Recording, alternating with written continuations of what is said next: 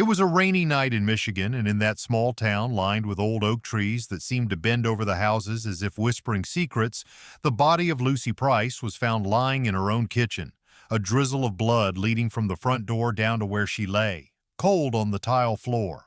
But that wasn't all. This was a murder that had everyone from the local news to the state police talking. It wasn't because Lucy was dead, but rather because no one could figure out who had done it or why.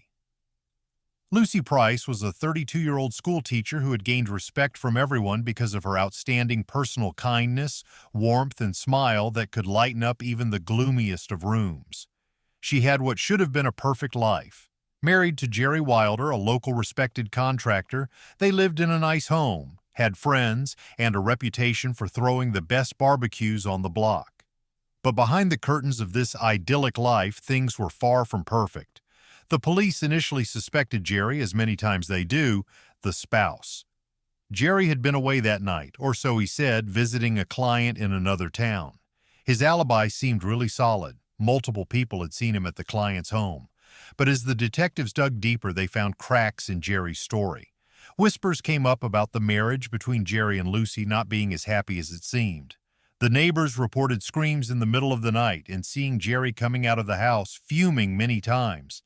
And then there was this mysterious woman who was seen leaving their house just a week before the murder, her face hidden under a hood, quickly getting into a car and speeding away. Who was she? Enter Richard Page, Jerry's business partner and closest friend. Richard had been seen at their home often, sometimes with Jerry, sometimes alone. Lucy's friends had remarked on how she was ill at ease around him, that her laughter when he was near was forced, her manner stiff. The night that Lucy was murdered, Richard was seen at a bar just down the road from her house, drinking alone, looking agitated.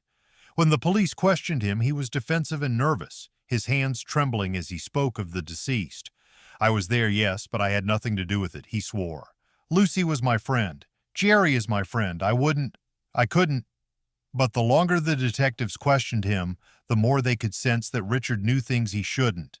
He mentioned a fight between Lucy and Jerry that nobody else seemed to know from, a fight that had presumably happened the day before she died. Something didn't quite add up for Richard's story, and he didn't really have a decent alibi for the time of the murder.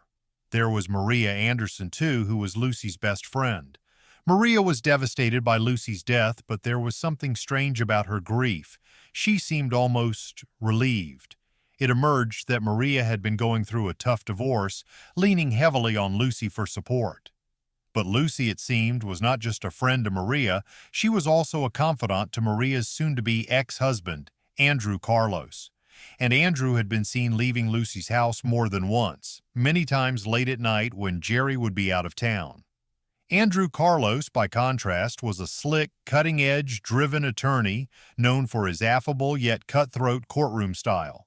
Questioned by police, he allowed that he had been seeing Lucy, but merely as a friend. "We were just talking," he said, "helping each other through difficult moments." There were whispers, though, and rumors that threw a different light on the story. Some said they were having an affair. Andrew had been in love with Lucy for months, maybe even longer. And then there was the fact that Andrew's divorce from Maria had turned ugly. Very ugly. Had Lucy become a pawn in their battle? Or had Andrew made a decision not to let her go? But the plot thickened when the detectives came upon a secret email account which she had been using. Deep in her computer files, it was full of emails, some sent, others unsent, to whom it was directed. The name on the emails, Susan Michael.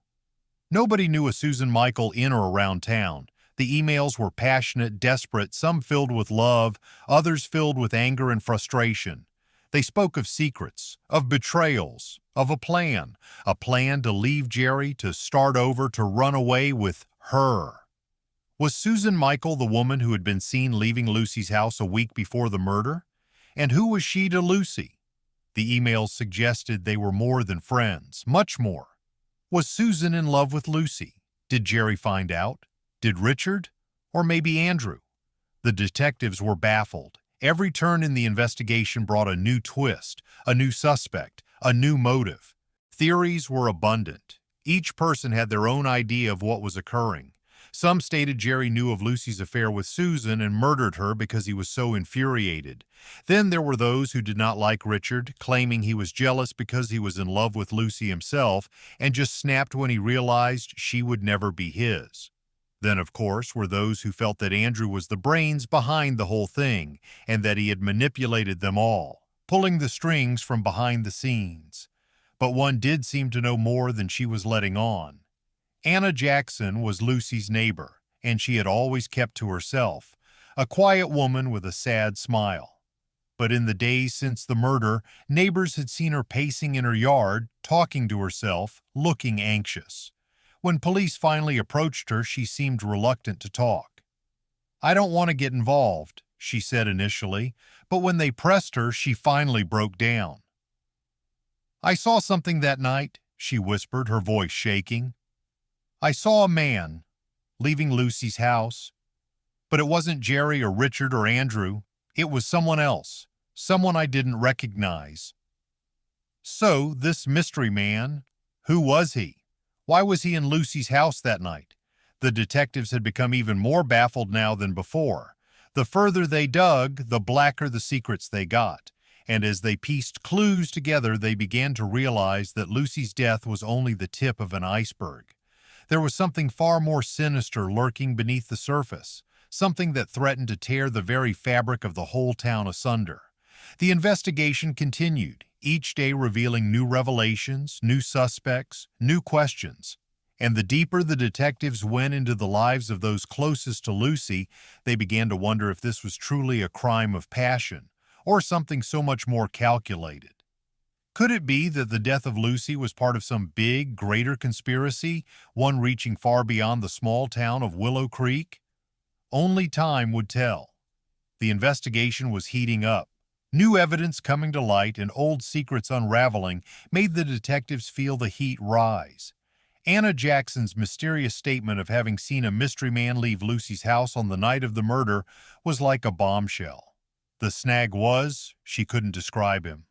All that she could remember was the dark silhouette of a man in hasty strides, leaving through the back gate under the cover of darkness. The detectives wanted to reenact Anna's movements that night, hoping something, any little thing, might have been missed on the first search. They combed over Lucy's property, inch by inch, making sure everything was searched. And then in the bushes beside the back gate, they found something, a torn piece of fabric. It was small but distinctive, part of a man's coat, dark blue with a strange silver lining. Could this have belonged to Anna's mystery man? They immediately sent the fabric to the forensics lab for analysis. Meanwhile, they decided to bring Anna back in for further questioning. This time, she seemed more composed, much more willing to cooperate. She told the detectives that she had often heard voices from Lucy's house at odd hours, arguments and raised voices, but also whispers, like secrets being shared in the dead of night. And one name was to keep cropping up in those heated exchanges: Susan. Detectives wondered once more. Who was Susan Michael? They started delving deeper into Lucy's emails, her phone records, her social media, and then they found her, a woman living in a small town only over an hour away. Susan Michael wasn't a stranger. She was Lucy's childhood friend, someone she had reconnected with just a few months ago. But why had their friendship become so secretive? Why had Lucy hidden this relationship from everyone, even Jerry? They decided to pay Susan a visit. Her modest home upon arrival saw her act in a fidgety manner, almost panicked. Her hands gave away the manner of shaking as she invited them inside. "I knew you would come," she almost whispered. "I've been waiting, praying this day would never arrive." Susan began to weave a story that just added another layer of complication onto the case. She admitted to having been more than just friends with Lucy. They were lovers, having rekindled an old flame that appeared never to burn out. Lucy was unhappy in her marriage, torn between the life she had and lived and the life that she wanted. Susan was her escape, her secret, her refuge from the growing pressure of a failing marriage to Jerry. Yet Susan insisted that she hadn't seen Lucy that night either. As a matter of fact, she was out of state visiting relatives. At least for now, her alibi checked out. But something in the way she acted, by almost being too ready to tell all, made the detectives a little nervous. Was she hiding something? Meanwhile, in Willow Creek, the rumors marched on unabated. Every day was a new story, a new suspect whispered over the steaming cups and foamy mugs. Richard Page, Jerry's business partner, was overheard having an argument with Jerry just days before Lucy's death. Then there was Andrew Carlos, Maria's ex, who had been seen near Lucy's house on the day of her death. The list of suspects was getting longer with each passing day. Then the forensic report came in on the fabric at Lucy's house. It was a piece of material from a custom-made coat, but more importantly, it belonged to a very specific line sold only by an upscale boutique downtown. Only a few dozen of those coats had been sold in the area, and among those customers on that list was none other than Richard Page himself. Confronted with this new evidence, Richard's demeanor changed. He turned defensive, agitated. "Yes, it's mine," he admitted, "but I lost that coat months ago. Someone must have stolen it." His story was not quite sure on its feet, and the detectives felt his panic rising. Was Richard simply lying, or was he telling the truth in that someone had, in fact, stolen the coat? Then there was the final twist. As they continued putting together the pieces on Lucy's life, they found a set of bank transfers, large sums of money, just days before she died. Those transfers were to an offshore account, and you're going to guess who had access to that account: Jerry Wilder. But Jerry swore he knew nothing about it. "I don't have any offshore accounts," he insisted, actually sounding bewildered. His finances seemed above board, straightforward enough. So why was Lucy moving money around in secret? Was she planning to run away with Susan? Or trying to pay someone off? The more they dug, the more the detectives knew there must be more than just a love triangle. There must be something more dangerous lurking below the apparent surface. They began to wonder if it had all been over love and betrayal, or about something far darker. It came out of the blue. A local informant connected with the underworld got in touch with the detectives, purporting to have information about Lucy. The informant claimed she had contacted a man known to do dirty work, or a fixer who made problems disappear. He didn't have a name, just a nickname: the Ghost. As it would seem, the Ghost was a phantom-like figure linked to a number of unsolved area crimes, a man who didn't leave any trace. The detectives knew immediately that this was a professional they were dealing with. If the Ghost was involved, this was no ordinary crime of passion. But why would Lucy, a school teacher, have any dealings with such a person? Was she being blackmailed or threatened, or was this an escape from something much worse? It was as if the answers always lay just a little beyond their grasp, hanging in the shadows, tauntingly out of reach of the detectives. Tensions boiled over in Willow Creek. The townspeople, once united in their grief, accused, whispered, and pointed fingers at each other. Friends turned into enemies, and trust was in short supply. As the detectives dug deeper, they began to realize that Lucy's death might have been only the beginning. There was a layer built upon layer of secrets, and each one they uncovered merely took them deeper down some dark, twisting path. Was Jerry a truly bereaving husband, really as innocent as he had made himself out to be? Was Richard's coat story true, or was he concealing something far more sinister? And Andrew Carlos. Was he just another jilted lover, or did he have a much darker motive? And then, of course, there was Susan. Was she truly just a lover, or did she play a more complicated role in Lucy's demise? But one thing was quite certain. Time was of the essence, and they had to find out what was going on before more blood was spilt, before the town went into a coma of fear and paranoia. As the detectives prepared themselves for the next round of questionings, they couldn't rid themselves of the nagging feeling that out there someone was watching, waiting, gunning for the next kill. The detectives sensed that they were on the edge of uncovering something big, something that could explain all the strange connections, the hidden affairs, the money transfers, and the mystery of the Ghost. But every new piece of evidence seemed to raise more questions than it answered. They needed a breakthrough, and they needed it fast. They decided to turn their attention back to Jerry Wilder. His reaction to the offshore accounts had been genuine, perhaps too genuine. They began to wonder if Jerry might have been a pawn in a larger game, unaware of the true danger surrounding him. They decided to put a tail on him, discreetly monitoring his movements. And it paid off. Late one evening, they saw Jerry slipping out of his house, looking over his shoulder nervously. He drove to a remote part of town where he entered an old, abandoned warehouse. The detectives waited for a moment before following him inside. The place was dark, the air thick with dust and the scent of mildew. Inside, they found Jerry talking to a tall, shadowy figure, a man whose face was obscured by a hood. They strained to hear the conversation, catching snippets about payment, the deal, and keeping quiet. The detectives moved closer, their hands hovering near their holsters. They heard Jerry say, "You promised me this would end. I can't keep living like this." The hooded figure replied, "It's not over until I say it's over." At that moment, Jerry noticed the detectives and panicked. He shouted, "Run!" and bolted for the exit. The hooded man turned to follow, but one of the detectives fired a warning shot into the air. "Stop! Police!" The hooded figure hesitated for a split second, then turned and sprinted toward a side door. The detectives chased after him, but he vanished into the darkness outside as if swallowed by the night itself. Jerry, cornered and terrified, fell to his knees. "I didn't kill her," he cried. "I swear I didn't kill her." His voice was frantic, filled with fear. They handcuffed him, but something in his eyes told them he was more afraid of the man who had just escaped than of anything they might do to him. Back at the station, Jerry started to talk. He explained that he had met the hooded man a few weeks before Lucy's death.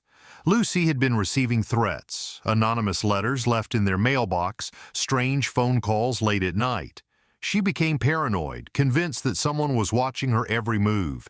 Jerry admitted he was afraid for her and afraid of what she might do. Then one day she told him she was going to meet with someone who could help make it all go away. Someone called the Ghost. Jerry had no idea who the ghost was, but Lucy was desperate. She told him she was going to handle it, to make everything right. Then, just a few days later, she was dead. Jerry had been trying to track down the ghost ever since, but he was always one step behind. And now he realized he was in over his head. The detectives began to see a clearer picture. Lucy had been trapped, caught between her failing marriage, her secret affair, and a growing sense of paranoia that had pushed her into the arms of someone dangerous, someone who promised to fix her problems but instead had become her biggest nightmare. The next step was to identify the ghost. They started digging into every shady character who had crossed paths with Lucy in the past few months. They tracked down her movements, her phone calls, every single person she had interacted with. And then a name surfaced. Steve Moses. Steve was a private investigator with a dubious reputation. Known for his ability to find people who didn't want to be found, he had a history of working on the edges of the law. He had no official record, no known address, but there were whispers about him in certain circles. Whispers that he was the man you called when you needed something done quietly or when you wanted to disappear. They knew they needed to find Steve. If he was the ghost, he might be the key to unraveling everything. But Steve was a ghost in more ways than one. He had no fixed location, no phone number that wasn't a burner. Finding him would be like chasing a shadow. Then came a break. A small-time informant reached out, claiming he had seen Steve near an old safe house on the outskirts of town. The detectives moved quickly, hoping to catch him off guard. As they approached the building, they could feel the tension mounting. The windows were boarded up, the paint peeling off the walls. It looked like the kind of place where secrets went to die. Inside, they found signs of recent activity, a half-eaten sandwich, a map spread out over a table, and a notebook filled with cryptic notes. But no Steve. As they searched the place, they heard a sound, a faint creak from above like footsteps on the floorboards. They moved cautiously, guns drawn, and then, without warning, a figure leaped from the shadows. A struggle ensued, and the figure, Steve Moses, made a desperate attempt to escape. They managed to tackle him to the ground, handcuffing him before he could reach the door. Back at the station, Steve was defiant. "I don't know what you think I did, but I didn't kill her," he sneered.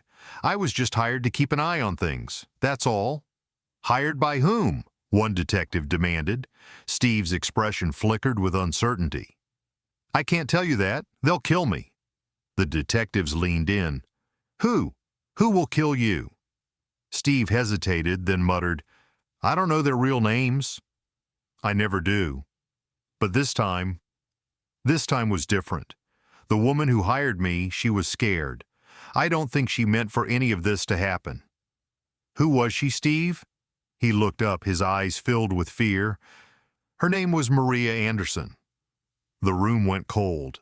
Maria Anderson, Lucy's best friend and confidant, the woman who had seemed so devastated by her friend's death, who had been at every vigil, every interview, every tear-filled plea for justice. Could it be true? The detectives knew they needed to bring Maria in, but they had to play it smart. They decided to approach her carefully, watching her for a few days to see if she did anything suspicious. And it didn't take long. One night, she left her house and drove out to the very same warehouse where Jerry had met the hooded man. They watched as she nervously looked around as if expecting someone. After a few minutes, a figure emerged from the shadows. Richard Page. The two talked in hushed tones, their faces tense. The detectives moved in closer, catching snippets of their conversation. "You said this would be over by now," Maria was saying. "I can't take this anymore." "Calm down," Richard replied. "It's almost done. Just keep quiet and we'll both walk away clean." The detectives had heard enough. They moved in, surprising Maria and Richard, who tried to flee but were quickly apprehended. Back at the station, they began to unravel a conspiracy that was even deeper than they had imagined. Maria and Richard had been in on it together. They had orchestrated the whole thing, manipulating Jerry, using Lucy's desperation to their advantage. They had hired Steve Moses to watch Lucy, to ensure she stayed in line, but things had spiraled out of control. Lucy had become a liability, and they had decided to eliminate her before she could ruin their plans. Maria broke down in tears, confessing that she had loved Lucy, but she had been desperate. She found out about the money, the offshore accounts. She was going to ruin everything. I didn't want her dead. I just wanted her gone. Richard, however, was less repentant. "She was weak," he said coldly. "She was going to expose us all. We did what we had to do." The detectives finally had their answers, but it came at a cost. The people of Willow Creek had lost more than just a beloved teacher. They had lost their sense of safety, their trust in one another, and as the dust settled, they realized that some wounds would never fully heal. The case was closed, but the echoes of what had happened would linger in the town for years to come. And as the detectives drove away, they couldn't help but wonder how many more secrets were buried in the shadows of Willow Creek, waiting to be uncovered. As the investigation continued, the detectives knew they had only scratched the surface of a much larger conspiracy. The confessions of Maria and Richard had exposed part of the scheme, but there were still too many unanswered questions. Who had sent the anonymous threats to Lucy? And what role had the ghost, Steve Moses, really played in all this? Determined to get to the bottom of it, the detectives decided to put pressure on Steve. After hours of relentless questioning, Steve finally broke. "Look, I was just supposed to keep an eye on Lucy," he admitted. "But then I got another call from someone I didn't recognize. They wanted me to find out what she knew about the offshore accounts. They promised a big payout if I kept quiet and did as they asked. I don't know who they were, but they seemed to have connections, powerful ones." The detectives knew they were dealing with more than just a simple murder. There were powerful forces at play, people who were willing to kill to protect their secrets. They decided to dig deeper into the offshore accounts, looking for any clues that might reveal who was really behind this. It wasn't long before they found a new lead. Hidden among the transactions was a name they hadn't seen before: Andrew Carlos, a wealthy businessman with ties to the local government. Carlos had a reputation for being ruthless in business, and there were rumors that he had been involved in some shady dealings over the years. But so far, nothing had ever been proven. The detectives knew they needed to confront Carlos, but they had to be careful. If he was as powerful as they suspected, he would have friends in high places. They decided to approach him indirectly, digging into his background, his business deals, his connections. They soon discovered that Carlos had been involved in a number of questionable ventures, including a development project near Willow Creek that had been mired in controversy. It turned out that Lucy had been researching this very project before her death. She had found evidence that suggested Carlos was using the development as a front for money laundering, funneling dirty money through a series of shell companies. She had been planning to go public with the information, which would have ruined Carlos and his partners. The detectives realized that Lucy had been silenced because she was getting too close to the truth. But who else was involved? Who had given the order to kill her? They decided to confront Carlos directly. They tracked him down to his office, a sleek, modern building in the heart of downtown. As they entered, Carlos greeted them with a cold smile. "Detectives," he said smoothly, "what can I do for you today?" "We have some questions for you," one of the detectives replied, "about your dealings with Lucy Price." Carlos's smile faded. "I don't know what you're talking about," he said, but his eyes betrayed a flicker of fear. "I barely knew the woman." "Really?" the detective pressed. "Because we have evidence that suggests otherwise. We know she was investigating your development project, and we know she was planning to go public with what she found." Carlos's expression hardened. "If you have any proof of these so-called allegations, I'd like to see it," he challenged, but the detectives could tell he was rattled. "We also know that you've been making payments to a private investigator named Steve Moses," the detective continued. "Payments that started just a few weeks before Lucy was killed." Carlos's face paled slightly. "I have nothing to say," he muttered, turning away. The detectives knew they had struck a nerve. "This is far from over, Mr. Carlos," they warned. "We're going to find out the truth, one way or another." Carlos remained silent, but as they left, they could feel his eyes burning into their backs. They knew he was scared, and that gave them hope. If they could keep up the pressure, he might slip up and reveal something they could use. Over the next few days, the detectives worked tirelessly, piecing together every fragment of evidence they could find. They interviewed Lucy's friends, re-examined her phone records, and scrutinized every financial document they could get their hands on. And slowly a picture began to emerge, one that was more twisted and sinister than they had imagined. Lucy had been caught in a deadly game where money, power, and betrayal intertwined. The more the detectives uncovered, the clearer it became that multiple players were involved, each with their own motives and each with their own secrets to hide. Then a break came. One of the detectives found an email hidden deep within Lucy's computer files, an email she had never sent. It was addressed to an unknown recipient and read, "I have the evidence. If anything happens to me, look to Andrew Carlos. He is not who he seems." The detectives knew they now had the leverage they needed. They took the email to a judge and secured a warrant to search Carlos's office and his private residences. When they raided his penthouse, they found documents linking him directly to the offshore accounts, and more damning, a series of emails suggesting that he had been in direct communication with Richard Page. When confronted with this evidence, Carlos tried to lawyer up, but the walls were closing in. The detectives knew they had to move fast. They needed more than just circumstantial evidence. They needed a confession. They decided to play their final card. They brought Maria Anderson back into the room, and in a surprising twist, she revealed a piece of information that changed everything. "Carlos isn't the only one," she said, her voice shaking. "There's someone else, someone more powerful who's pulling the strings." The detectives leaned in. "Who?" they demanded. Maria hesitated, looking around nervously. "I don't know his real name," she whispered.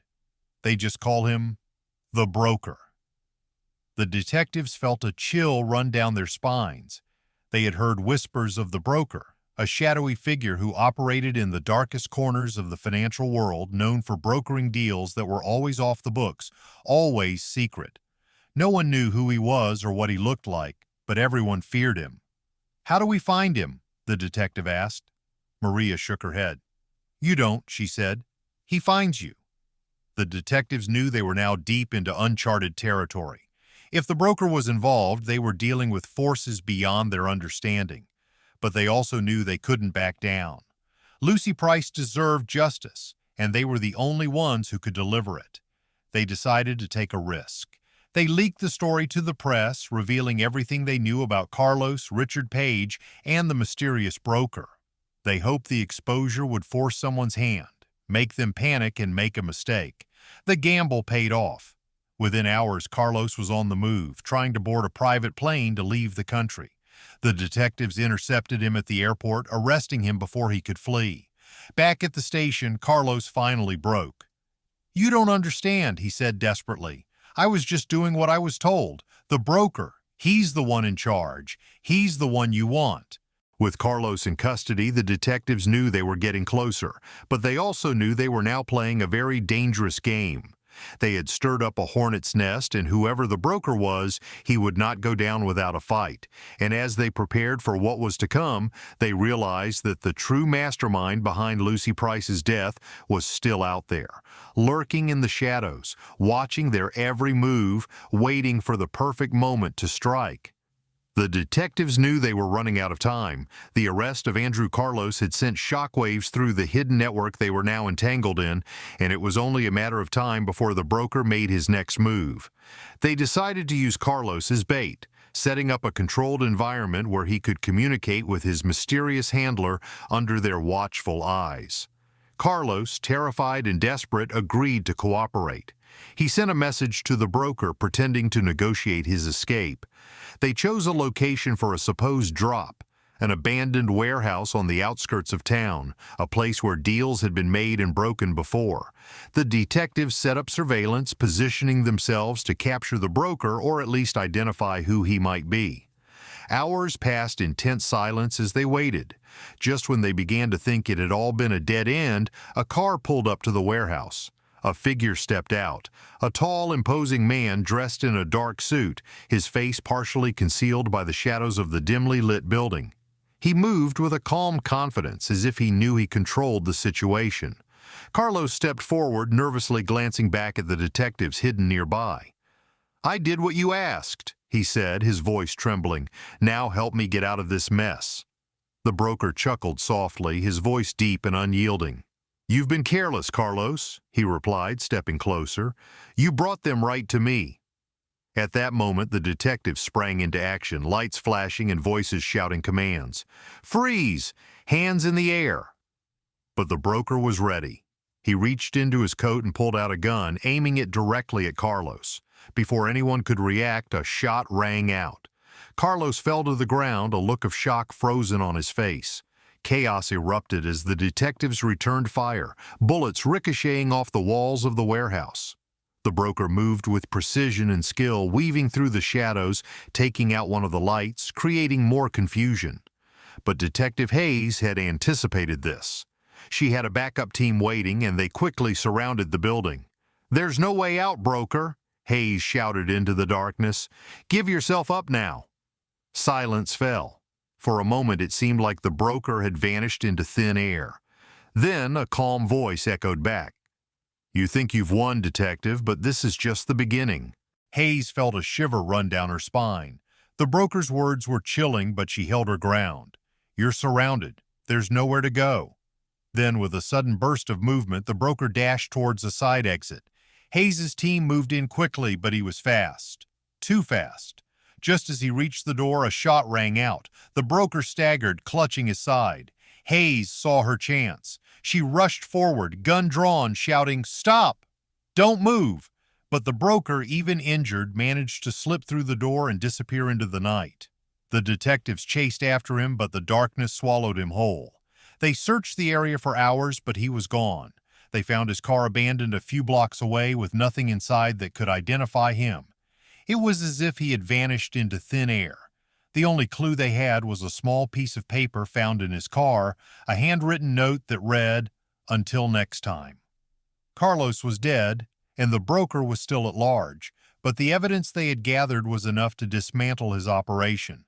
Over the next few weeks, the detectives worked tirelessly to bring down his network, arresting several of his associates and exposing the dark underbelly of corruption that had led to Lucy Price's death.